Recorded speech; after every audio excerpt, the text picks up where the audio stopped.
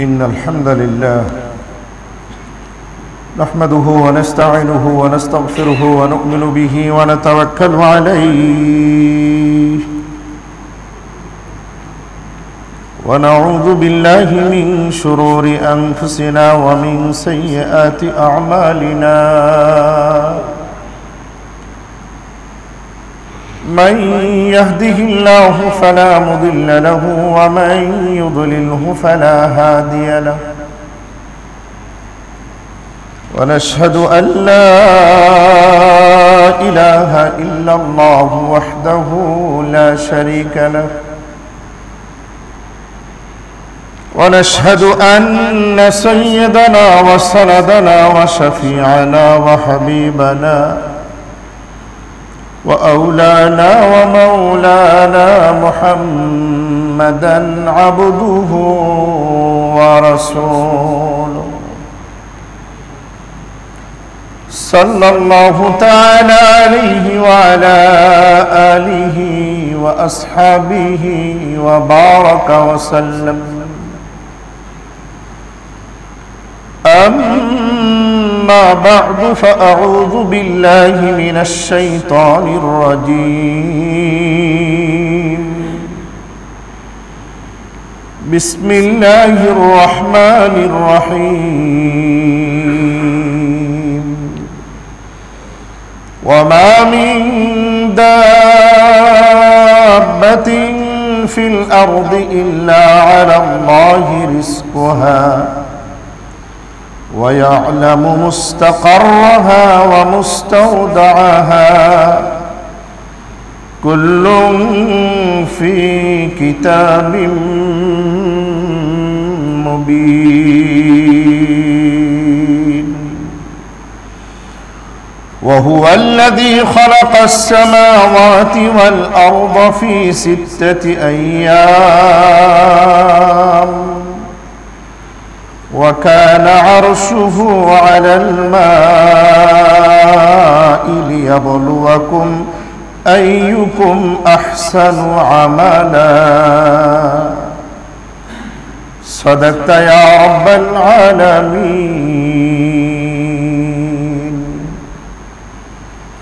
وقال النبي الأمي صلى الله عليه وسلم: إن نفسا لن تموت حتى تستكمل رزقها. وقال النبي الأمي صلى الله عليه وسلم: طلب كسب الحلال فريضة بعد الفريضة. وعن عبد الله بن مسعود رضي الله تعالى عنه قال: حدثنا رسول الله صلى الله عليه وسلم وهو الصادق المصدوق: إن أحدكم يجمع في بطن أمه 40 يوما ثم علقة مثل ذلك ثم يكون مضغة مثل ذلك ثم يبعث الله ملكا فيؤمر ب4 برزقه وأجله وشقي أو سعيد. فوالله إن أحدكم أو قال الرجل ليعمل بعمل أهل النار حتى ما يكون بينه وبينها غير ذراع أو ذراع فيسبق عليه الكتاب فيعمل بعمل أهل الجنة فيدخلها. وإن الرجل ليعمل بعمل أهل الجنة حتى ما يكون بينه وبينها غير ذراع أو ذراع فيسبق عليه الكتاب فيعمل بعمل أهل النار فيدخلها. قال أبو عبد الله: قال آدم إلا ذراع، أو كما قال عليه الصلاة والسلام.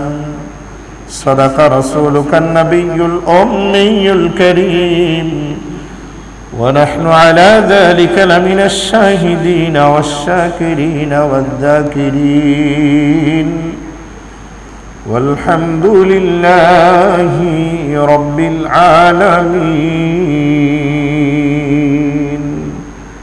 সকলে একটু দরুদ শরীফ পড়ি। আল্লাহুম্মা সাল্লি আলা মুহাম্মাদ ওয়া আলা আলি মুহাম্মাদ কামা সাল্লাইতা আলা ইব্রাহিম ওয়া আলা আলি ইব্রাহিম ইন্নাকা হামিদুম মাজিদ।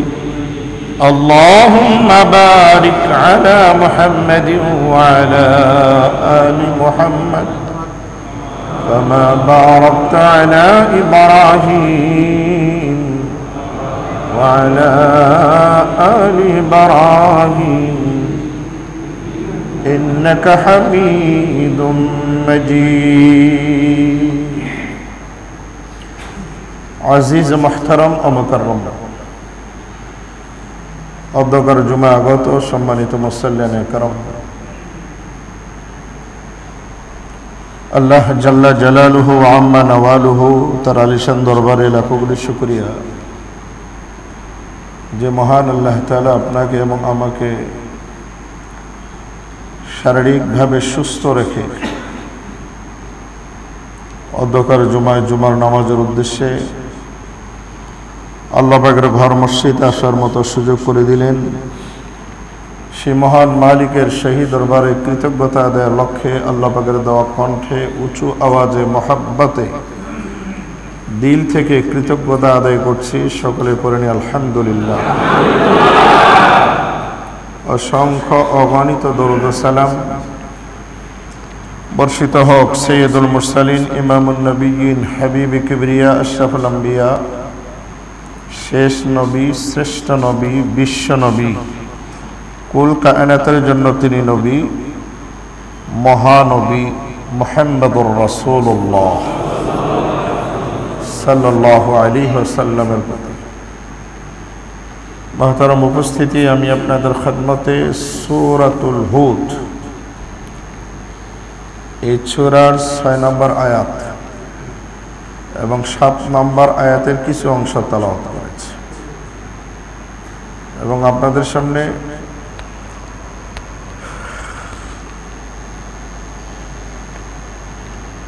রাসূল করিম সাল্লাল্লাহু আলাইহি ওয়াসাল্লামের পবিত্র বাণী আহাদিসে মুবারাকা হতে 3টা হাদিস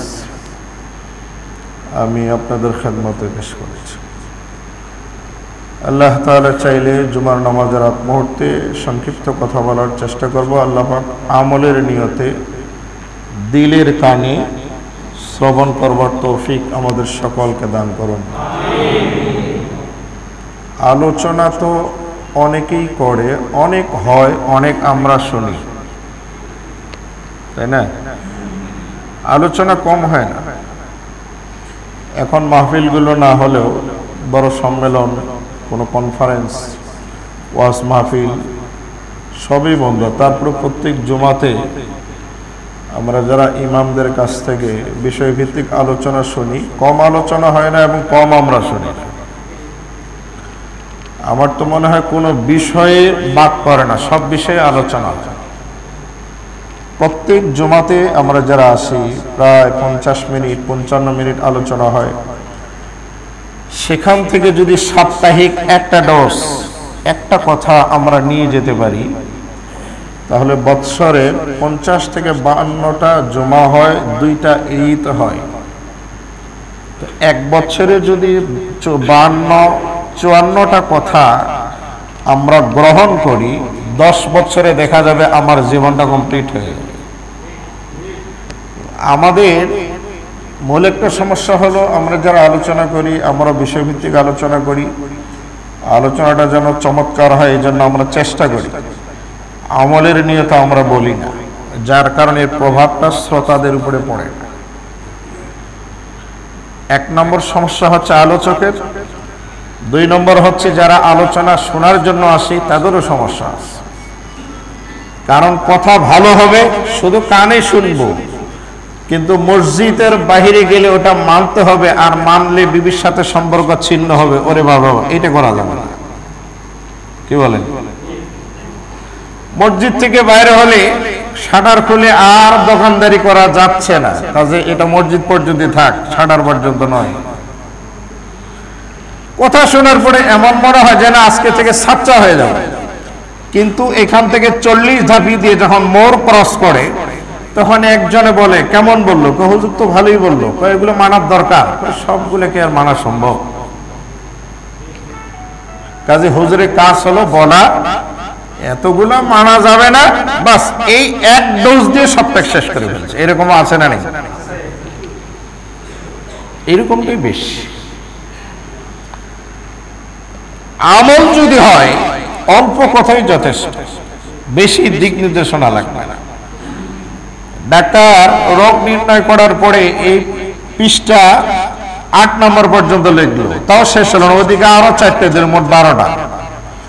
এখন ডাক্তার তো আপনাকে সুস্থ হওয়ার জন্য দিয়েছে, কিন্তু আপনি প্রেসক্রিপশন নেওয়ার পরে ফার্মেসির দোকানে গিয়ে ওষুধের দাম শোনার পরে আর দেখলেন যতগুলো হয়, এখন চিন্তা করছেন ওষুধ খাবো না ভাত খাবো, কাজে থাক ওষুধ, ভাতই খাই, খানাটাই খাই। এই ডাক্তারের কাছে সিরিয়াল নিয়ে ফি দিয়ে এতক্ষণ যে সময় আপনি অপচয় করলেন, মেডিসিন যদি গ্রহণ না করেন তাহলে কি কোনো দাম আছে? আমাদের অবস্থা ঠিক নেই। তবে হ্যাঁ, গ্রহণ করে না এমনটা নয়, আমি বলবো কিছু মানুষ আছে আবার গ্রহণও করে। কারণ পর পর 3 জুমা আসার পরে তার চেহারা চেঞ্জ হয়ে যায়, এরকম মুসল্লি আছে না নেই? পোশাক চেঞ্জ, ফেসটা চেঞ্জ, আগের মতো এখন আর কাটিং নাই, এখন শেকেল পাল্টে গেছে। কারণ যে জিনিসকে আপনি বারবার গ্রহণ করবেন ওটার একটু ছাটা, ওটার একটা ছাপ আপনার গায়ে পড়বে। আতরের দোকানে গেলে আতর যদি কেউ ক্রয় নাও করে, গায়ে যদি নাও লাগায়, বাইরে হওয়ার পরে দেখবেন একটা ঘ্রাণ কিন্তু গায়ে থাকে। কে বলেন থাকে না? আর কামারের দোকানে যদি যান, সেখানে কিছুক্ষণ বসে থাকার পরে কোন অস্ত্র যদি নাও কেনেন, বাইরে হওয়ার পরে দেখবেন গায়ে একটা দুর্গন্ধ, ধোঁয়ার একটা গন্ধ পাওয়া যায়। টয়লেট থেকে বাইরে হলেও তো একটা দুর্গন্ধ গায়ে থাকে। আমার বোঝানোর উদ্দেশ্য, জুমার নামাজে আমরা যারা আসতেছি, কোরআন এবং সুন্নাহর কালাম যখন আপনাদের উপরে নিক্ষেপ করা হচ্ছে, তো এখান থেকে একবারে যে হয় না তা নয়, কিছু মানুষের গায়ে কালার অলরেডি লেগে যায়, আল্লাহ পাক তাদেরকে কবুল করে নেন। সিবগাতাল্লাহ ওয়া মান আহসানু মিনাল্লাহি সিবগা, আল্লাহ পাকের অর্ডার, তোমরা আল্লাহর রঙে রাঙ্গায়িত হও, আল্লাহর দেওয়া কালারে নিজের ব্যক্তি, পরিবার, সমাজ, রাষ্ট্রকে কালারিং করো। সিবগাতাল্লাহ আই ইলজামু সিবগাতাল্লাহ, আল্লাহর যে বিধিবিধান, আল্লাহর যে বক্তব্য, আল্লাহর যে ওয়াজ, আল্লাহ পাকের যে নির্দেশ, সেগুলো যদি আমরা গ্রহণ করি, দেখবেন কালার অলরেডি চলে আসবে। বিবাহের সময় কালার হয়, বর সাজতে গেলে কালার দেওয়া লাগে, বধূ সাজতে গেলে কালার হয়, সাজগোজ হয়। তো ইমানদার মুমিন মুত্তাকিরও একটা সাজ আছে না নাই? একবারে যে হয় না তা নয়, অনেকেই হয়, চেঞ্জ। আগে সুদি কারবার করতো, সুদের ব্যবসার সাথে জড়িত থাকতো, পোস্ট অফিসে চাকরি করত, বয়ান শোনার পরে সুদি কারবারের কোনো অফিসার চাকরি করে না, আল্লাহ তাআলা তাকে হালাল ভাবে জীবিকা কামানোর একটা মাধ্যম করে দিয়েছে। এর জন্য থাকতে হবে সৎ ইচ্ছা। সৎ ইচ্ছা যদি থাকে সব সম্ভব। আজকে আমরা শুধু ছোট্ট মাত্র একটা পেট, এই 3.5 হাত বডি, আমরা যারা এখানে বসা আছি সকলের শারীরিক গঠন তো এক না, কেউ লম্বা, কেউ বাঁটু, কেউ মোটা, কেউ পাতলা, কেউ ছোট, কেউ বড়, কারো বয়স বেশি, কারো কম। আমাদের প্রত্যেকের ভিতরে একটা পেট আছে, গোডাউন আছে, যেখানে খোরাকগুলো, খাদ্যগুলো গিয়ে জমা হয়। আচ্ছা বলেন তো, এটা কয় ফিট? হ্যাঁ, কয় ফিট? সকলে তো বলতে পারবেন না, যারা ডাক্তার মানুষ, যারা ওটা নিয়ে গবেষণা করে তারা বলতে পারে। ওই ডাক্তারি উত্তর আমি আপনাদের কাছ থেকে চাইনি। আমি যেটা সহজভাবে চাচ্ছি সেটা হলো, বডির থেকে পেটটা ছোট না বড়?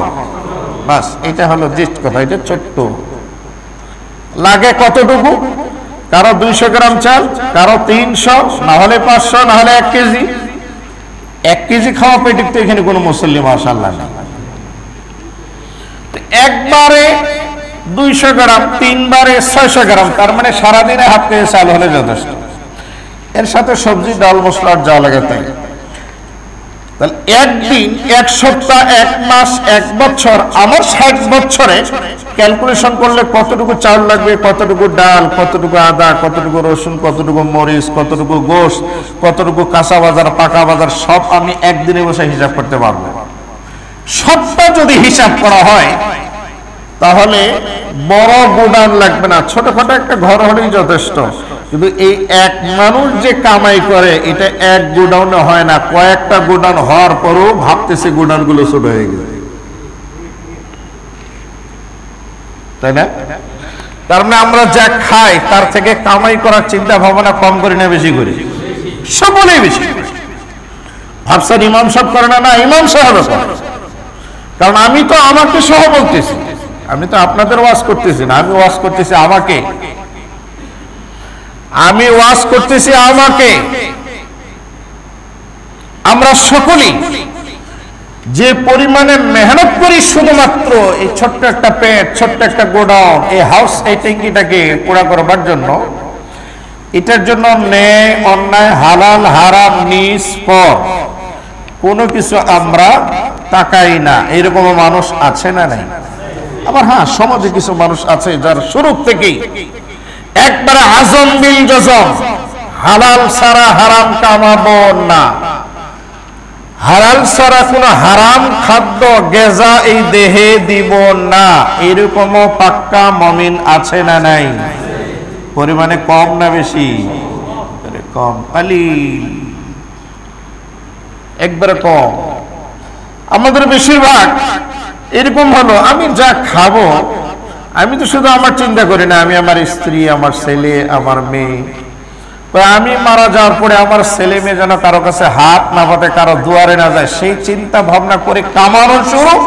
বাস এই কামাতে গিয়ে যা হয়, কামাতে গিয়ে। অথচ আপনাকে আমাকে যিনি এই পৃথিবীতে রোহের জগৎ থেকে, মায়ের জরায়ু, সেখান থেকে পৃথিবীতে যিনি নামাই দিয়েছেন, আপনি আমি এই জমিনে আসার অনেক আগে, হাজার হাজার বছর আগে, আপনার আমার খাদ্য, পোশাক, যা জরুরত, রিজিক বলতে যা বুঝায়, সবটার দায়িত্ব নিয়েছেন কে?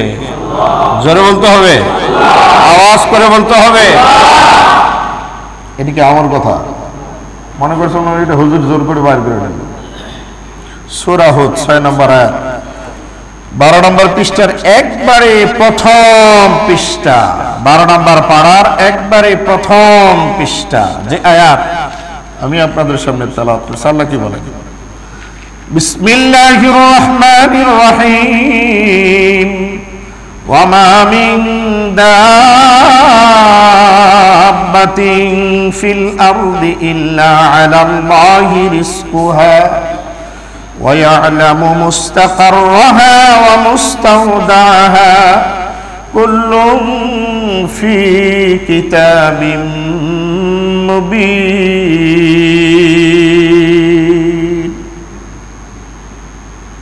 ওয়ামা মিন দাব্বাতিন ফিল আরদ,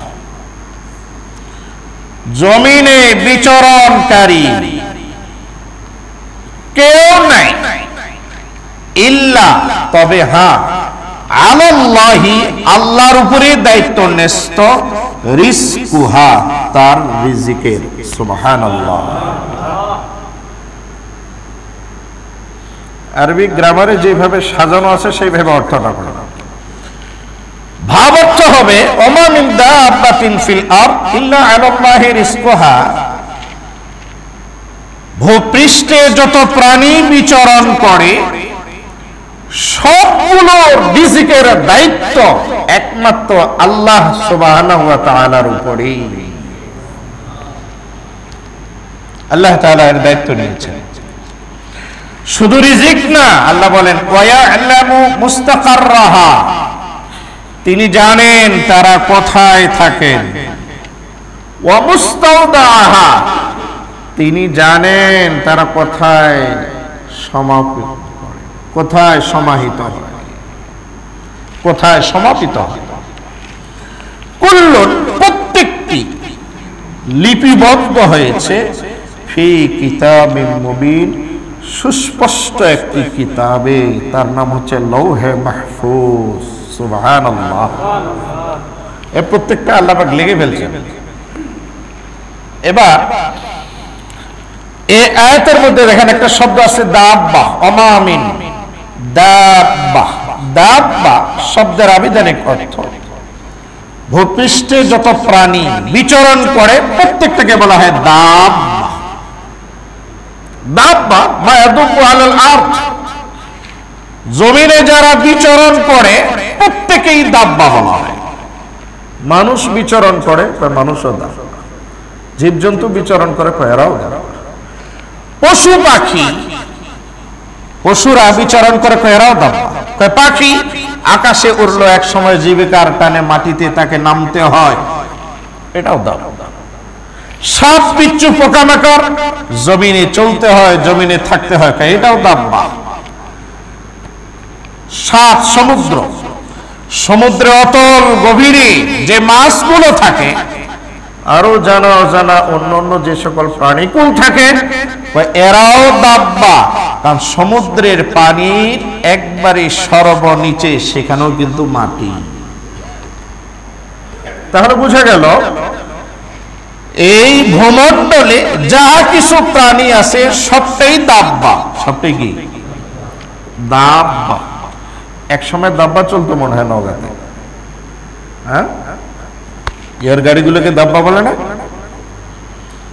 টমটম ওই জাতীয় ঘোড়ার যে গাড়ি চলতো, দাব্বা, উটের যে বাহন, এটাকেও দাব্বা বলে। কারণ জন্তুগুলি হলো দাব্বা। মায়াদুব্বু আলালা, জমিনে যারা বিচরণ করে সকলের রিজিকের দায়িত্ব নিয়েছেন কে? প্রশ্ন হলো আল্লাহর উপরে দিল কে দায়িত্ব? কেউ দিয়েছে? হ্যাঁ, আল্লাহর উপরে দায়িত্ব চাপাই দিবে এমন কোন ক্ষমতাবান শাসক অতীতে ছিল? এখন আছে, ভবিষ্যতে মনে হয় কেউ বাহির হবে। ওই বাবার বেটা কেউ আল্লাহ তাআলার উপরে দায়িত্ব চাপাই দিবে এই ক্ষমতা পৃথিবী কারণ নেই। তাহলে দায়িত্ব দিল কে? তিনি নিজেই নিয়েছেন দায়িত্ব। এখন কি এটা ওয়াজিব না ফরজ? না, আল্লাহর জন্য কোনো কাজ ফরজও না ওয়াজিবও। তার মানে এমন কাজ যেটা না করলে পাপ হয়, এমন কোন দায় দায়িত্ব আল্লাহর জিম্মাদারিতে বর্তায় না। তিনি নিয়েছেন, এটা তার ইহসান, এটা তার অনুগ্রহ, এটা তার কৃপা।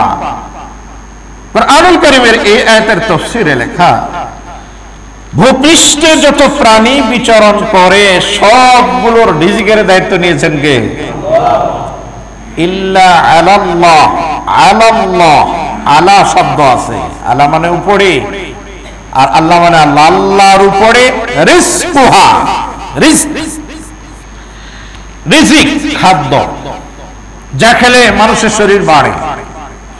রিজক ব্যবহারের আসবাবপত্র, রিজক বসবাসের আসবাবপত্র, রিজক শারীরিক সুস্থতা, রিজক তার দাওয়া, তার মেডিসিন, রিজক তার জমি, তার চাকরি, তার ব্যবসা বাণিজ্য। এটা হলো রিজিকের অর্থ। রিজিক মানে শুধু সকালবেলা নাস্তা, দুপুরের বাড়ি খাবার, রাতের খাবার, এতটুকুর নাম রিজিক না। এই যতগুলো অর্থ বললাম সবগুলো হলো রিজিক। তো এ টু জেড, তার মানে আপনার আমার খাওয়া, পড়া, বাসস্থান সব কিছুটাই রিজিক। আর এই সবটার দায়িত্ব নিয়েছেন কে? এটা কোরআন থেকে। এবার হাদিস থেকে দেখেন। আমার হাটের উপরে যে কিতাবটা আপনারা দেখতেছেন, এটা হলো বুখারী শরীফ 2য় খণ্ড 976 নম্বর পৃষ্ঠায় হাদিসের রাবি আব্দুল্লাহ বিন মাসউদ রাদিয়াল্লাহু তাআলা আনহু, তিনি বলেন, ক্বালা হাদাসানা রাসূলুল্লাহ সাল্লাল্লাহু আলাইহি ওয়াসাল্লাম। আব্দুল্লাহ বিন মাসউদ বলেন, আমাদেরকে হাদিস শুনিয়েছেন আল্লাহর প্রিয় নবী মুহাম্মদুর রাসূলুল্লাহ। ওয়া হুয়া সাদিক আল মাসদুক, তিনি হলেন সত্যবাদী। তিনি হলেন কি? সাদিক, সত্যবাদী। এবং তিনি যা বলেন সবটাই হলো তার সত্য এবং তিনি মাসদুক। ওই জগতের যারা ঈমানদার সকলে তাকে সত্য বলে স্বীকৃতি দিয়েছে, এমন একজন নবী হাদিস আমাদেরকে শুনিয়েছেন। কি হাদিস? ইন্না আহাদাকুম ইউজমাউ ফি বাতনি উম্মিহি 40 ইয়াওমান। রাসূলুল্লাহ বলেন, তোমাদের প্রত্যেকেই মায়ের পেটে বীর্য হিসাবে জরায়ুতে 40 দিন প্রথম অবস্থান করেছ। রাসূলুল্লাহ বলেন, ইন্না আহাদাকুম, নিশ্চয়ই তোমাদের প্রত্যেকেই, ইউজমাউ, একত্রিত করা হয়েছিল, ফি বাতনি উম্মিহি 40 ইয়াওমান, মায়ের জরায়ুতে, রেহেমে 40 দিন বীর্য হিসাবে প্রত্যেকে আমরা ছিলাম মায়ের জরায়ুতে। 40 দিন পর্যন্ত বাবার এই বীর্য, নুতফা, স্পার্ম, এটা ঠিক সেভাবেই ছিল 40 দিন। সুম্মা আলাকাতান মিসলা যালিক, এরপরে যখন দ্বিতীয় 40 শুরু হলো, এই নুতফা বীর্যটাকে, স্পার্মটাকে আল্লাহ পাক ফেরেশতারা দ্বারা পরিবর্তন করানো শুরু করলেন। সুবহানাল্লাহ। করতে করতে ওর কালার চেঞ্জ, আলাকাতান, এখন জমাট একটা রক্তের দোলা 40 দিন। সুম্মা ইয়াকুনু মুযগাতান মিসলা যালিক, এরপরে যখন আবার 40 দিন ফেরেশতা ওটাকে নিয়ে গবেষণা শুরু করলো কারখানার ভিতরে, যেখানে এমন একটা কারখানা, কোনো লাইট নাই, কারেন্টের ব্যবস্থা নাই, সোলার নাই, আইপিএস নাই, জেনারেটর, অন্ধকারের ভিতরে ফেরেশতা ওটার উপরে শুরু করলো তাদের দায়িত্ব যা আছে সেটা শুরু করলো। ঠিক 40 দিন যখন কমপ্লিট হয়ে গেল, মুযগাতান, ওই জমাট রক্তের দোলাটা গোশতের টুকরায় পরিণত হলো। অন্ধকারের ভিতরে কাজ হচ্ছে, কি কারিগর, কত সূক্ষ্ম ভাবে, তাও আবার কি 3 অন্ধকারের ভিতরে। আল্লাহু আকবার। 3 অন্ধকারের ভিতরে প্রথম 40 দিন বীর্য হিসাবে, পরের 40 দিন জমাট রক্ত হিসাবে, এরপরে 40 দিন ওটাকে সুন্দর করে গোশতের একটা টুকরা, যতটুকু গোশত আমরা মুখে নিতে পারি এক লোকমায়, ঠিক এই পরিমাণের গোশতের একটা টুকরা। বিশেষ করে যারা ডাক্তার, যারা গবেষণা করেন, তারা এটা আরো ভালো বলতে পারেন। এটা শুধু আমি হাদিসেরটা বলছি, আমি তো ডাক্তার হিসেবে আজকে আর ওয়াজ করতেছি না, আমি হাদিস থেকে যেটা এটা বলতেছি। এটার কতটুকু হবে, কত টুকরা হবে, এটা একমাত্র ডাক্তাররা তো জানেন, এর থেকেও ভালো জানেন কে? কারণ মায়ের পেটে যদি একাধিক বাচ্চা হয়, একাধিকটা টুকরা হবে। একটা হলে একটা, দুইটা হলে দুইটা, তিনটা হলে তিনটা, 11টা হলে 11টা বাচ্চায় সুস্থ। আল্লাহু আকবার। আল্লাহ সবকিছু বাড়ে। 340 কয়দিন হলো? কয় মাস? ভালো মতো বলেন, কয় মাস? কয় মাস? এই জন্য আমাদের মুরব্বীরা বলে যে মানুষটা নামাজ পড়ে না, রোজা করে না, সুদ ঘুষ ভালো মন্দ চিনে না, বুঝে না, আল্লাহ রসুল জানে না, তেমন কিছুই জানে না। এখন এরকম আছে না? নামাজ পড়তে পড়তে ঘড়ির দিক থেকে একবার ডানে থেকে, একবার বামে থেকে, এরকম অনেক মুসল্লি আছেন, কিন্তু অনেকে আছে। এটা যদি সিসি ক্যামেরা থাকতো, সিসি ক্যামেরা এক সময় লাগবে, তারপর কিছু ছবি আমার মোবাইলেও ধারণ করা আছে। আমি শুধু আপনাদের নামাজ পড়াই না, আপনার নামাজও দেখি, মাঝে মধ্যে দেখি। সিজদার মধ্যে গিয়ে কপালটা ঠিক আছে, নাকটা 1 ইঞ্চি উঁচু করছে, এরকম মুসল্লিও আছে, এই সামনের কাতারেই আছে। আচ্ছা, নামাজ পড়ার যে প্রসেস নিয়ম সেটাও জানে না। যাই হোক, এটা অন্য বিষয়। তো কিছুই জানে না, তাকে ধরে একবারে 3 চিল্লা 4 মাস এই যে মুরব্বীরা ঘর থেকে বাইর করে দেয়, এই আশায় যে 4 মাসে একটা জিনিসের পরিবর্তন হয়, আল্লাহ যেন এই মানুষটারও পরিবর্তন করে, এই জন্য 40 থেকে একবারে 3 চিল্লা 4 মাসের আল্লাহ রাস্তায় বাহির করে একটা সিস্টেম চালু করছে। এটা এর থেকেই বাহির করছে। এটা একটা প্রত্যেকটা সূক্ষ্ম আছে, একটা মানুষের পরিবর্তন, পানি, জমাট রক্ত, এরপরে গোশতের দোলা, এরপরে মজার বিষয় সব হচ্ছে কিন্তু মায়ের পেটে। কার পেটে? ফেরেশতা কাজ করার মা সিনেমা দেখে, এরকম আছে না? নেই? মা এখনো নাটক নিয়ে ব্যস্ত আছে, মা এখনো নামাজে নাই। ওই মা এখনো পর্দাতে নাই, মার্কেটে ঘুরে পুরা পেটটা ওপেন করে নিয়ে চলে, এরকম কুলাঙ্গার মহিলাও আছে আমাদের সমাজে। অথচ রহমতের ফেরেশতাগুলো কারখানা পেটের ভিতরে। আযা কাতারালুলু ইয়ালানা কুনান ওয়াজি সুরাতে সার ওয়া বালা কুনান। সে মহান রব যিনি এক ফোঁটা বীর্য আস্তে করে বাবার মাধ্যমে মায়ের জরাইতে দিয়ে সেটাকে 340-এ পরিবর্তন করে গোশতের টুকরা, গোশতের টুকরা।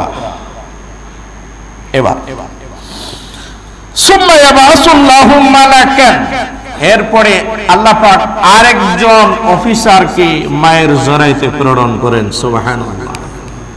আপনারা তো অফিসার বলেন তাই বললাম, মালাক মানে ফেরেশতা, এগুলো হলো আল্লাহর অফিসার। সুম্মা ইয়াবাসুল্লাহু মালাকান, এরপরে আল্লাহ পাক স্পেশাল একজন ফেরেশতা মায়ের জরায়ুতে, সেখানে ওই রেহেমের ভিতরে আল্লাহ তাআলা পাঠান। ফায়ুমারু বিআরবাইন, ওই ফেরেশতাকে আল্লাহ তাআলা 4টা জিম্মাদারি দিয়ে পাঠান। প্রথম নাম্বার জিম্মাদারি বিরিজকিহি, ও মায়ের পেট থেকে দুনিয়াতে আসার পরে কি বাংলাদেশের রাষ্ট্রপ্রধান হবে, নাকি হিন্দুস্তানের হবে, নাকি পাকিস্তানের হবে, নাকি পুরা বিশ্বের সম্রাট হবে, নাকি কত রিজিক খাবে, এইটা 4 মাসের মাথায় মায়ের পেটে আল্লাহ তাআলা ফেরেশতা দিয়ে লিপিবদ্ধ করে দিয়েছেন। আল্লাহু আকবার। আচ্ছা, যদি লেখা হয়েই যায়, কথা কি বিশ্বাস হচ্ছে আপনাদের, নাকি কারো সন্দেহ আছে? হুজুর মনে হয় জাল হাদিস বলতেছে। জাল হাদিস, হ্যাঁ, এটা সেই বুখারী শরীফ 2য় খণ্ড। এটা আবার হাদিস নাম্বার ছাড়া, একবারে মূল মতন, যেখানে জবরও নেই জেরও নেই পেছনে, একবারে মূল যেটা। তার মানে এই খতিয়ানার মধ্যে কোনো ভেজাল, এই জমির কাগজের মধ্যে কোনো কি নেই, এটা একবারে অরিজিনাল, অরিজিনাল, যেখানে ভলিউমের মধ্যে কোনো ভেজাল নেই। সেখান থেকে 976 নম্বর পৃষ্ঠায় একবারে প্রথম হাদিস, বিরিজকিহি, প্রথম যে বিষয়টা, এই সন্তান মানে আমি আপনি প্রত্যেকেই পৃথিবীতে আসার পরে রিজিক কতটুকু খাবো, সেদিনে মায়ের গর্ভে যে আল্লাহ লিখে দিয়েছেন, সেই আল্লাহ তো সবকিছু ভালো মতো জানেন কি জানেন না? তাহলে কোরআনে বলল সমস্ত প্রাণীর রিজিকের দায়িত্ব নিয়েছেন তিনি, আর মায়ের গর্ভে মরার 8 দিন পর্যন্ত কতটুকু খাবে এটা ওখানে সিল করে দিয়েছে। এটা আমার কথা, কোরআন থেকেও হাদিস থেকেও। প্রথম হচ্ছে বিরিজকিহি, এরপরে হলো আজালিহি, হায়াত কতটুকু হবে সেদিন লেখা হয়ে গেছে। 60 বছর, 40 বছর, 20 বছর, 10 বছর, নাকি 1 বছর, নাকি 1 দিন, নাকি দুনিয়া দেখার আগেই চোখ বন্ধ করবে, সবটা সেদিন লেখা হয়ে যায়। এটা হলো দ্বিতীয় বিষয়। সুতরাং মৃত্যু যেদিন হওয়ার সেদিনেই হবে। আপনি আমি পৃথিবীতে আগমন করার আগেই আল্লাহ পাক লিখে দিয়েছেন। সুতরাং চিন্তার কোনো কারণ, কে বলেন চিন্তার কোনো কারণ আছে? করোনায় মরবে, হ্যাঁ, যদি মৃত্যু লেখা থাকে মরবে। করোনায় যদি মরতো তাহলে যতগুলো পজিটিভ হয়েছে এ পর্যন্ত কত লাখ, সবগুলোকে মরে যাওয়ার কথা ছিল নাকি? তো মরে না কেন? এক একটা উপসর্গ মৃত্যু। ডেঙ্গুতে যদি লেখা থাকে মরবে, মরবে। সাপ কাপড়ে যদি মৃত্যু থাকে, সবই কামড় মারলে আপনাকে মরবে। আপনার যদি স্বাভাবিক মৃত্যু থাকে আপনি মরবেন, কেউ আপনাকে বাঁচাতে পারবে না। মৃত্যুর সময় যেদিন আসবে, ইদা জাআ আজালুহুম লা ইস্তাগফিরুনা সাআতান ওয়া লা ইস্তাকদিমুন। আজাল মানে মৃত্যু যখন ঘনিয়ে আসবে, একটু আগেও না একটু পরেও না, কারোর জন্য অপেক্ষাও করবে না, কারো চিকিৎসাতে কারো হায়াতও বাড়বে না। না, রাসূলুল্লাহ বলেছেন, কালেন নবী সাল্লাল্লাহু আলাইহি ওয়াসাল্লাম, ইন্না নাফসান লান তামুত হাত্তা তাস্তাকমিলা রিজকাহা। কখনো কোনো মানুষ মৃত্যুবরণ করবে না যতক্ষণ পর্যন্ত তার নামে বরাদ্দকৃত রিজিক শেষ না করতে পারে। وقال النبي صلى الله عليه وسلم إن الرزق لا يطلب العبد كما يطلبه أجله। আল্লাহর হাবিব বলেন, মৃত্যু যেমনি করে মানুষকে দৈনন্দিন স্মরণ করে, তার নামটা বারবার উল্টে পাল্টে দেখে কখন তার মৃত্যু হবে, আল্লাহর হাবিব বলেন আমার উম্মত স্মরণ রাখো তোমাদের রিজিক, তোমাদের খাদ্য, তোমাদের ইজ্জত তোমাদেরকে পাওয়ার জন্য সেইভাবে স্মরণ করে। মৃত্যু যেমনি করে মানুষকে তালাশ করে, মানুষের রিস্ক ঠিক সেভাবেই মানুষকে তালাশ করে। নাকি মানুষ রিজিককে তালাশ করে? বুঝেন? ইন্নার রিজকা লা ইয়াতলুবুল আবদা, নিশ্চয়ই রিজিক তার গোলামকে তালাশ করে, আল্লাহর বান্দাকে তালাশ করে। রিজিক গোলামকে তালাশ করে, গোলাম রিজিককে তালাশ করে। এটা হলো বর্তমান বাস্তবতা। আমরা রিজিক তালাশ করি, অথচ রাসূলুল্লাহ বলছেন রিজিক মানুষকে তালাশ করে। কথা সত্য না মিথ্যা?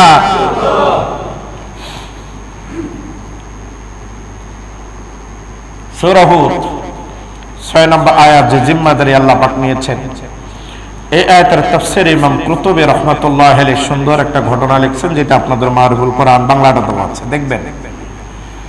আবু মুসা আশআরী, আবু মালিক আশআরী রাদিয়াল্লাহু তাআলা আনহুম, প্রায় 50 জন সাহাবায়ে কেরামের একটা দল ইয়ামান থেকে হিজরত করে সমুদ্র পথে মদিনায়, বুখারীতে আসছে ঘটনা।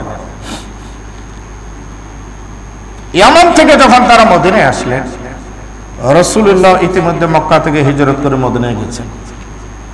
মদিনায় যাওয়ার পরে হুজুরের মতে আবু মুসা আশআরী বললেন, আমাদের সফরের যা পথ সব তো শেষ, সমুদ্র পথে আসতে যা ছিল সব শেষ। তো মদিনায় আসার পরে তারা চিন্তা করলেন, আমরা যে অভাবে আছি, আমাদের যে খাদ্যের প্রয়োজন, এটা কমপক্ষে আমাদের নেতাকে জানানোর দরকার আছে না? আমরাও জানাতাম, তারাও জানাবার জন্য প্রতিনিধি একজন সাহাবীকে পাঠালেন যে আপনি যান রাসূলুল্লাহর কাছে গিয়ে বলেন আমরা তো সবেমাত্র হিজরত করে মদিনায় আসছি, যদি খাবার কোনো ব্যবস্থা থেকে থাকে তাহলে একটু মেহেরবানি করে করলে ভালো হয়।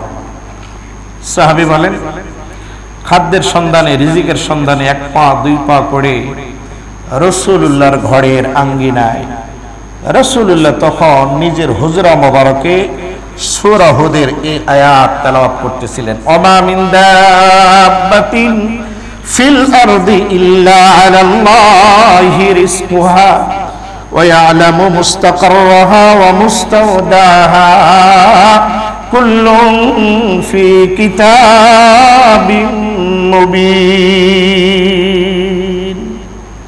সাহাবী আরবি ভাষী ছিলেন, তো আরবি বুঝতে পারছেন। তিনি ভাবলেন এই আয়াতে তো আল্লাহ পাক প্রাণী যত আছে সকলের রিজিকের দায়িত্ব নিয়েছেন, আর আমরা তো সৃষ্টির সেরা আশরাফুল মাখলুকাত, তাহলে তো রিজিকের দায়িত্ব আমাদেরটাও আল্লাহর কাঁধের উপরে আছে।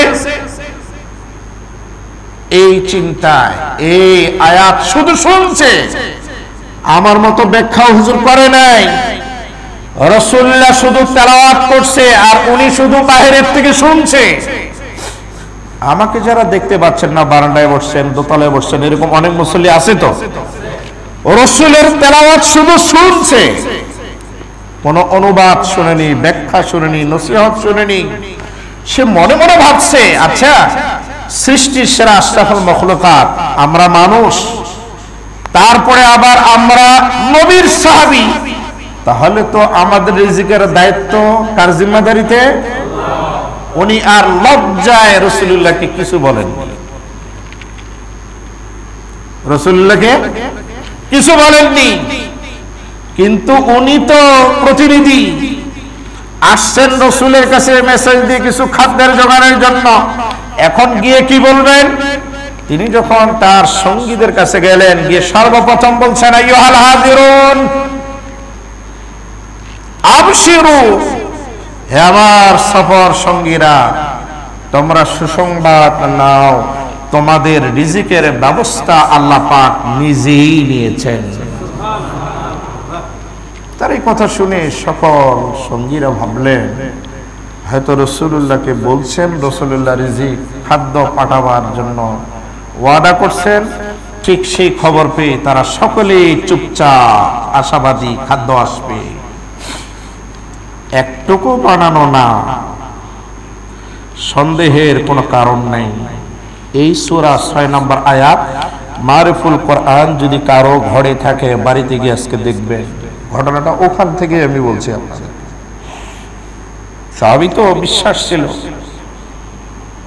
দুইজন ব্যক্তি ইতিমধ্যে বড় একটা প্লেটে রুটি, অনেকগুলো গোশত ভুনা রান্না করা প্রচুর পরিমাণে, বড় একটা প্লেট, কাঁচা খাঞ্চা বলা হয় বড় প্লেট, সেটাতে রুটি আর গোশত দিয়ে এরকম প্লেট নিয়ে দুইজন ব্যক্তি আবু মুসা আশআরী ওই যে সাহাবায়ে কেরাম তাদের কাছে খাদ্য নিয়ে হাজির। ভাবলেন প্রতিনিধি পাঠিয়েছি, উনি তো সুসংবাদ দিয়েছেন, রাসূলুল্লাহর পক্ষ থেকে আসছে। সকলে সানন্দে ক্ষুধার্ত পেটগুলো ভর্তি করে খাওয়ার পরেও এরপরে কিছু বেঁচে গেল। তারা চিন্তা করলেন বেঁচে যেহেতু গেল, এটা নিজের কাছে না রেখে এটা রাসূলুল্লাহর কাছে পাঠিয়ে দিই। আবারও ওই মানুষকে দিয়ে, তার সাথে আরো দুইজন সাহাবীকে দিয়ে বলছেন যাও এই খানাগুলো রাসূলের কাছে পৌঁছায় দিয়ে আসো। রাসূলের হুজরা মুবারকে এসে সালাম দিয়ে বলেন, আল্লাহর হাবিব, আপনি আমাদের যা খানা পাঠিয়েছিলেন আমাদের ক্ষুধা নিবারণ হয়ে গেছে, এরপরে কিছু বেঁচে গেছে, এগুলো আপনি আপনার ভান্ডারে রাখেন। রাসূলুল্লাহ হতভম্ব হয়ে গেছেন, অবাক হয়ে গেছেন। কে তোমরা? হুজুর আমরা তো এই যে ইয়ামান থেকে আসছি হিজরত করে। কি হয়েছে?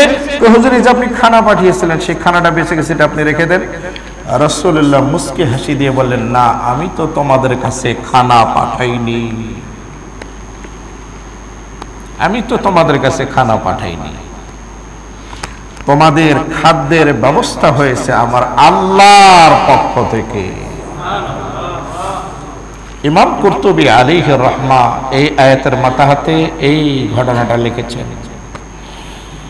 আমরা যে রিজিকের জন্য লাফালাফি করি, অথচ একটা বাঘ হিংস্র প্রাণী জঙ্গলে থাকে, আপনার আমার মতো বাসি খায় না, ফরমালিন যুক্ত কোনো ফল, কোনো ধরনের খাদ্য খায় না, একবারে ফরমালিন মুক্ত। তা আবার কি সকালও টাটকা, দুপুরেও টাটকা, ইচ্ছা করলে সন্ধ্যা বলো কি আল্লাহ তার ব্যবস্থা করে রেখে দিয়েছে। সমুদ্রের ভিতরে তিমি, নীল তিমি এক একটা এত বড় বড়, ও যে এক লোকমা খায়, একবারে যে খানাটা খায়, এটা আমাদের মোটামুটি কয়েক বছরের খাদ্যের যোগান হবে। অথচ এই বড় বড় এক দুইটা তিমি না, এরকম হাজারো হাজার, লক্ষ লক্ষ, অগণিত তিমি সমুদ্রের ভিতরে বিচরণ করতেছে, সবগুলো রিজিকের যোগান দেন কে? পাখিগুলো সকালবেলা নিজের নিট থেকে, বাসা থেকে বাইর হয়ে যায় খালি পেটে, সন্ধ্যাবেলা দেখবেন পেট উদর ভর্তি করে নিয়ে আসতেছে, তার কোনো জমা নাই। তাহলে আমরা এত জমা করি কেন? এটার একটা কারণ আছে। আল্লাহ পাক আমাদেরকে মেধা দিয়েছেন, বুদ্ধি দিয়েছেন, বিবেক দিয়েছেন, এই জন্য আমরা জমা করি।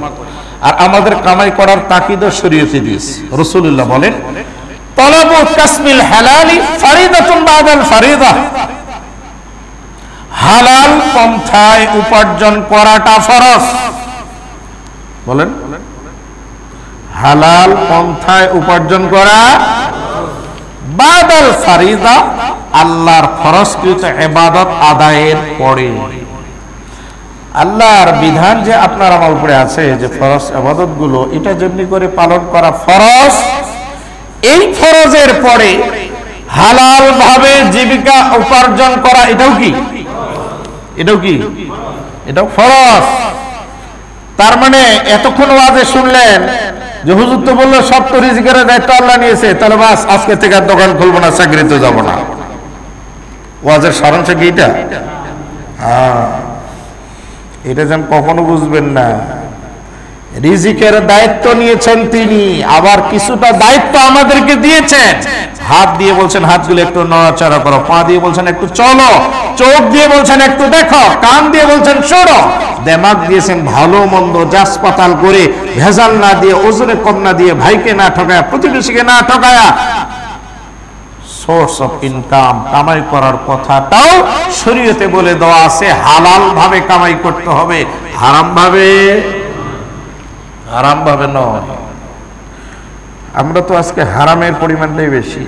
রাসূলুল্লাহ বলেছেন ইয়াতি আলান নাসি জামানুন, আমার উম্মতের মাঝে এমন একটা সময় আসবে, লা ইউবালিল মারউ, কোন মানুষ জাজ করবে না, কোন মানুষ পরোয়া করবে না, মা আখাযা মিনহু, যা সে গ্রহণ করতেছে, আমিনাল হালালি আমিনাল হারাম, যে আমার কামাইটা হালাল না হারাম। হুজুর বলছেন এমন এক সময় আসবে আমার উম্মতের মাঝে, এটা খোঁজ করবে না হালাল না হারাম, এটা কোনো জাজ করবে না। বলেন সেই সময় কি আসছে না আরো আসার সম্ভাবনা আছে? আমি তো মনে করছি এসে পার হয়ে যাচ্ছে, আমরা মিডিলে অবস্থান করছি। আমাদের যে অবস্থা, অফিসেও যে অবস্থা, দোকানেও সে অবস্থা, পার্লামেন্টেও সে অবস্থা, ওই মসজিদে যান সেখানে একই অবস্থা, মাদ্রাসাতে একই অবস্থা, ওই ক্লাবে একই অবস্থা, যত জায়গায় যান দেখবেন খালি নিয়ে আসো, খালি নিয়ে আসো, আগে কামাই করো, হালাল না হারাম আমরা তো দেখি না। সেই জমানা চলছে এখন। আল্লাহ পাকের কোরআন সূরাতুল বাকারা 168 নম্বর আয়াত, আল্লাহ রাব্বুল আলামিন কি বলেছেন? আল্লাহ তাআলা বলেন বিসমিল্লাহির রহমানির রহিম, ইয়া আইয়ুহান নাস কুলু মিম্মা ফিল আরদি হালালান তাইয়্যিবা ওয়া লা তাত্তাবিউ খুতুওয়াতিশ শাইতান ইন্নাহু লাকুম আদুউম মুবিন।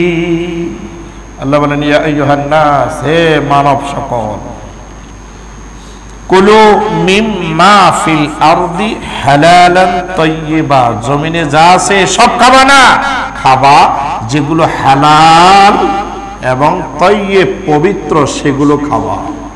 ওয়ালা তাত্তাবিউ খুতুওয়াতিশ শাইতান, আল্লাহ বলেন খবরদার শয়তানের পদাঙ্ক অনুসরণ করবা না। ইন্নাহু লাকুম আদুউম মুবিন, কারণ শয়তান হলো মুমিনের চরম দোস্ত। দুশ্মন, দোস্ত না, দুশ্মন। ইয়া আইয়ুহান নাস, সব মানুষকে বলছেন, এখানে কোনো কোয়ালিটি আল্লাহ পাক করেননি। নাস, ইমাম আছে, মুক্তাদি আছে, পীর আছে, মুরিদ আছে, নেতা আছে, নেত্রী আছে, কর্মী আছে, যা ইয়া আইয়ুহান নাস, কালো আছে, ফর্সা আছে, মোটা, চিকন, লম্বো, বাডু, সবগুলোর মধ্যে আছে না নেই? ইয়া আইয়ুহান নাস, আল্লাহ বলছেন হে মানুষেরা, কুলু খাবি, মিম্মা ফিল আরদ, যা জমিনে আছে, হালালান তাইয়্যিবা, হালালটা আর তাইয়্যিব যেটা সেটা খাবি। মানুষকে বলছেন।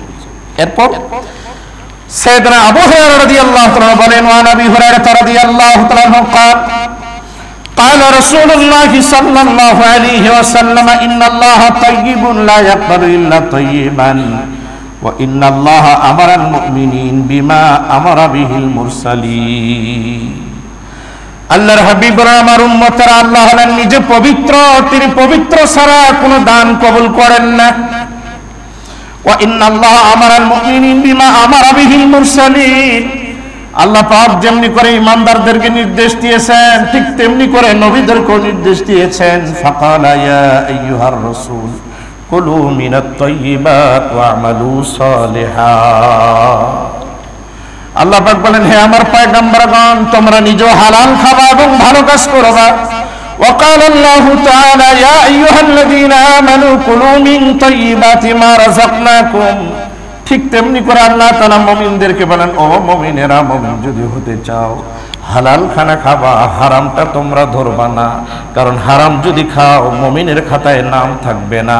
قال النبي صلى الله عليه وسلم لا يدخل الجنة جسد বুদিয়া বিল হারাম, আল্লাহর হাবিব বলেন ওই দেহ কখনো আল্লাহর জান্নাতে যাবে না যেটা হারাম সম্পদের দ্বারা লালিত পালিত হয়। জোরে বলুন নাউযুবিল্লাহ। হারাম এটা কখনো এই বডি জান্নাতে যাবে না, রাসূলুল্লাহ বলেছেন। তাহলে সাধারণ মানুষকেও বললেন হালাল খাও, রাসূলদেরকেও বলছেন হালাল খাও, আবার ইমানদারদেরকেও বলতেছেন হালাল খাও। এখন মানুষ হলো হালাল, মুমিন হলো হালাল, নবী রাসূলরা খেয়েছেন হালাল। এখন এই 3 আয়াতের সারাংশ হবে, জিষ্ট হবে, যারা ও মানুষ তারা হালালও খাবে হারামও খাবে। কারণ মানুষ কোনোদিন হারাম খেতে পারে না। আল্লাহ মানুষকে বলছে খাবি না, মুমিনকে বলছে খাবি না, নবীদেরকে বলছেন খাবেন না। কেন? খালে হবে কি? সমস্যা আছে। সুম্মা যাকারা রাজুলা ইয়াতিলুস সাফরা আশআসা আকবার ইয়ামুদ্দু ইয়াদাইহি ইলাস সামা। আল্লাহর হাবিব বলেন, এমন একজন মানুষ সারাদিন সফর করে, দেখতে পারা মুসাফির দরবেশ, সারাদিন সফর করার পরে রাত্রের অন্ধকারে নামাজ আদায় করে, এবার হাত দুটো উঁচু করে আমার রবের কাছে দোয়া করে বলে, ইয়া রব, ইয়া রব, ইয়া রব। ডাক দে, প্রভু গো, প্রভু গো, প্রভু গো, আমি হাত তুলেছি, আমার দোয়াগুলো কবুল করো।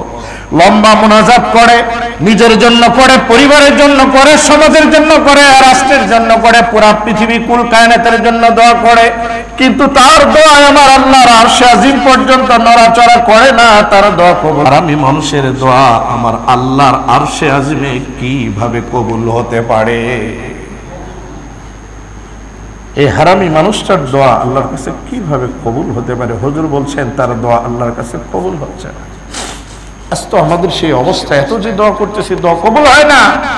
অন্তরায় একটা বাধা, সেই বাধাটাই হলো আপনার আমার কামাইয়ের মধ্যে হারামের পর্দা, এটাকে সরাই ফেলতে হবে। তাছাড়া এই হারাম মাল দিয়ে নামাজ, রোজা, হজ, যাকাত, দান, খয়রাত, তাসবিহ, তাহলিল, তেলাওয়াত আমরা যত মনে করছি যে অনেক আছে, কিন্তু মালের কোয়ালিটি ভালো না, এটা কোনো মার্কেটে চলে না। এজন্য আমাদের প্রত্যেককে হারাম পরিহার করতে হবে, এরপরে ইবাদত। কথা বলেন। আমরা যারা নিজের দেহের ভিতরে যে কোনো হারামের সংমিশ্রণ, এটাকে আমরা হারাম মুক্ত জীবন যেন যাপন করতে পারি, আল্লাহ আমাদের প্রত্যেককে যেন সেই ধরনের সাধ্য এবং সামর্থ্য দান করেন। সকলে বলেন আমিন। যে যতটুকু আমরা হারাম আমাদের ভিতরে আছে, আমি তো জানতেছি, কোন ইমাম সাহেবকে তো জিজ্ঞাসা করা লাগবে না, চোখ বন্ধ করলেই বুঝতে পারবেন যে আপনার এটাকে হালাল হচ্ছে না হারাম হচ্ছে। হারাম বর্জন করি, হারাম বর্জন করি। আকলু হালাল সিদকু মাকার, খাবো তো হালালটা খাবো, বলবো তো সত্য বলবো, তাহলে দেখবেন ইমানদারের কথা এক দোয়ায় দেখবেন পূর্বেকার মতো দোয়া করতে দেরি আল্লাহর আরশে আজিমে কবুল হতে দেরি। আজকে আমাদের অবস্থা এত জরাজীর্ণ, এজন্য প্রত্যেকেই পরিষ্কার হই, পরিচ্ছন্ন হই। কেউ মারা যাবে না, যতটুকু তার রিজিক আছে না খাওয়া পর্যন্ত কেউ মরবে, চিন্তার কোনো কারণ নেই। করোনায় মানুষকে মারে না, ডেঙ্গুই মানুষকে মারে না। যদি আল্লাহর হুকুম হয় তাহলে মরতে পারে। করোনাও যেতে পারে, ডেঙ্গুতেও যেতে পারে, এমনিও তো যেতে পারে। সুস্থ হওয়ার জন্য ওষুধ খাইছে, ওষুধ খাওয়া মারা গেছে, এরকম মেডিসিন আছে না? পড়ে দেখা এক ডেট, তো মেডিসিন খেলে সুস্থ হওয়ার জন্য সেটা খেয়ে মরে গেলেন, তার মানে মৃত্যু ছিল ওইভাবে। মায়ের গর্ভে কি প্রথম 4 মাসের মাথায় রিজিক কতটুকু হবে সিল করা হয়েছে, এরপরে সিল হয়েছে আজালিহি, হায়াত কতটুকু হবে সিল করা হয়েছে। শাকিয়ুন আম সাঈদ, এটা কি ভালো হবে না খারাপ হবে সিল করা হয়েছে। যাকারুন আম উনসা, 4 নম্বর হলো এটা কি ছেলে হবে না মেয়ে হবে, এটাও সেই দিনে সিল করা হয়েছে। সুতরাং পুরা পৃথিবীর রিজিকের দায়িত্ব নিয়েছেন কে? আল্লাহ। এখন প্রশ্ন হবে, হুজুর পৃথিবীতে এমন কিছু রাষ্ট্র আছে যেখানে মানুষ না খায় মারা যাচ্ছে, অনাহারিতে মারা যাচ্ছে, তো আল্লাহ যদি রিজিকের দায়িত্ব নেয় তাহলে সোমালিয়া, কঙ্গোতে হলো কি, ওরা না খায় মারা যাচ্ছে, ওদের কঙ্গালগুলো মাঝে মধ্যে ফেসবুকে দেখলে শরীর আটকে ওঠে, একটু মাংস নাই, একটু গোশত নাই, চামড়া নাই, হাড় লেগে গেছে, তাহলে এদের রিজিকের দায়িত্ব কি আমার আল্লাহ নেননি? কি বলেন? প্রশ্ন হয় কি না? জবাবটা ছোট্ট করে শুনে নেন। রিজিক মানে শুধু খাওয়া না, রিজিকের ব্যাখ্যা ওইটা যেটা আমি শুরুতে করছি। আল্লাহ পাক ওদের সবকিছু দিয়ে রাখছে, কিন্তু এই মামুর বেটারা চুপচাপ থাকে। ওদের জমিন খনন করে দেখেন, হীরা, স্বর্ণ, সব ধরনের রিজিকের ব্যবস্থা আল্লাহ পাক ওদের পায়ের নিচে করে দিয়ে রাখছে, কিন্তু ওদেরকে এমন ভাবে জিম্মি করে পৃথিবীর বিশ্বের মোড়লেরা সেই সম্পদগুলো নিয়ে চলে যাচ্ছে, যার কারণে এদের কপালে এই ধরনের দুর্ভিক্ষ। প্রত্যেক মুসলিমকে, মুসলমানদেরকে আল্লাহ পাক জমিনের ভূখণ্ডের যেখানে রাখছেন সেখানে কুদরতি ভাবে আমার আল্লাহ রিজিকেরও ব্যবস্থা করে দিয়েছেন। এই জন্য হাত নাড়াতে হবে, একটু প্রসেস করতে হবে। প্রত্যেক মানুষ যদি মেহনত করে, আমি হালাল ভাবে খাবো। একজন পুলিশ, শ্রমিক, ভ্যান চালক, রিক্সা চালক হয়তো বলতে পারে হুজুর এখন করোনা, এখন তো প্রশাসনের লোকজন চাকা ভাঙে দেয়, ব্যাটারি খুলে ফেলে, এটা তো সাময়িক। তারপরে তো সুযোগে যেভাবে মারতেছেন, সকালবেলা সন্ধ্যাবেলা যখন ম্যাজিস্ট্রেট আসে না, যে কামাইটা হয় মোটামুটি চলে যাচ্ছে, সমস্যা নেই, কেউ তো বসে নেই, সব তো চলছে। কথা একটাই, আমি সহ আমার প্রত্যেকটি মুসল্লি জনতা এই ধরনের মর্মানসিকতা নিয়ে আসতে হবে যে আমরা হারাম পরিত্যাগ করব। আল্লাহ তুমি আমাদের জন্য হালালের রাস্তা প্রশস্ত করে দাও। হ্যাঁ, রাস্তা আমিন বলেন। আল্লাহ তুমি আমাদের জন্য রাস্তা খুলে দাও, কারণ আমার হিম্মতই তো নেই, আমার ইচ্ছাই নেই হারাম থেকে বাইরে হয়ে আসা, যার কারণে তো সমস্যা আছে। 8 কোটি, এটা 16 কিভাবে করা যায় এই ফিকিরে তো আছে। ওটাকে নিচে নিয়ে আসে কিভাবে সুদ থেকে বাইর হবো এই মস্তিষ্ক তো আমার নাই, যার কারণে যেমন ধারণা তেমন ব্যবহার আল্লাহ পাক করছেন। গত সময় বলছিলাম, বুঝি কথাগুলো বুঝে আমল করি। আল্লাহ পাক আমাদের সকলকে শারীরিকভাবে যেন সুস্থ রাখেন, সুন্দর পরিবেশে ইবাদত বندگی করে মুমিন হয়ে যেন মরতে পারি। আল্লাহ পাক আমি সহ প্রত্যেককে আল্লাহ পাক কবুল করুন, সকলে বলেন আমিন। যারা সুন্নাত নামাজ পড়েন সুন্নাত নামাজ